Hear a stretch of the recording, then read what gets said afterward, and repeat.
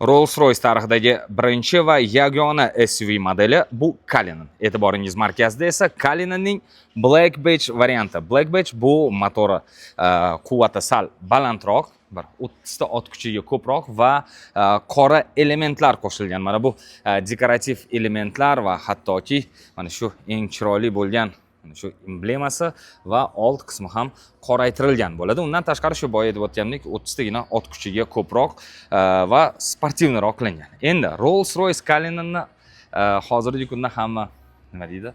Zikr 9X bilan solishtirishadi. Kelinglar bir ko'rib chiqamiz. Albatta ko'rinishidan solishtirish mumkin, lekin Rolls-Royce bilan hech qaysi bir avtomobilni solishtirish mumkin emas mening nazdimda. Mana qarang, eshiklari ochilishini o'zi bir boshqacha, qo'shimcha mana bunaqa paroklar o'rnatilgan. Demak, Cullinan o'zi nima degani? Demak, Rolls-Royce kompaniyasi ushbu modelga nom berayotganda dunyoda eng qimmatbaho bo'lgan olmos nomiga atalgan ekan. 1905-yillarda adashmasam Afrika qit'asida ana shu brilliant topilgan ekan va uni nomi Cullinan va u brilliant eng toza va eng qimmat brilliant hisoblanar ekan va shu nom bilan mana shu modelni atashgan. Ichki qismlari yuqori sifatli to'liq charm, hattoki mana shu plastik detallari ham to'liq charm bilan qoplangan. Avtomobilimiz SUV, ya'ni yo'l tanlamaslar qatoriga kiradi, ya'ni внедорожник deymiz, ana shu qatoriga kiradi.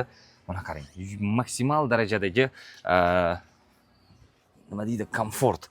Albatta bu avtomobilni bir marta bo'lsa ham yurgan yoki bir marta bo'lsa ham mingan odam biladi.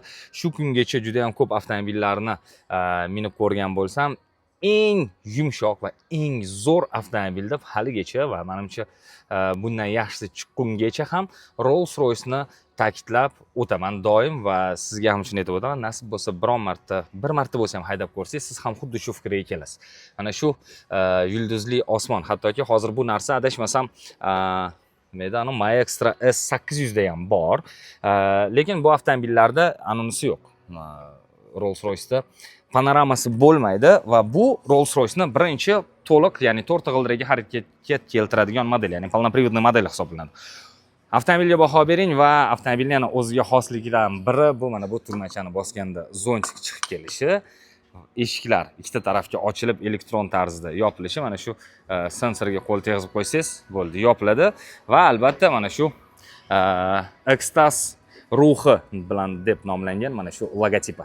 Ajoyib avtomobil. Bu avtomobillarni yaqindan tanish uchun Bozor Premiumga tashrif buyurishingiz mumkin.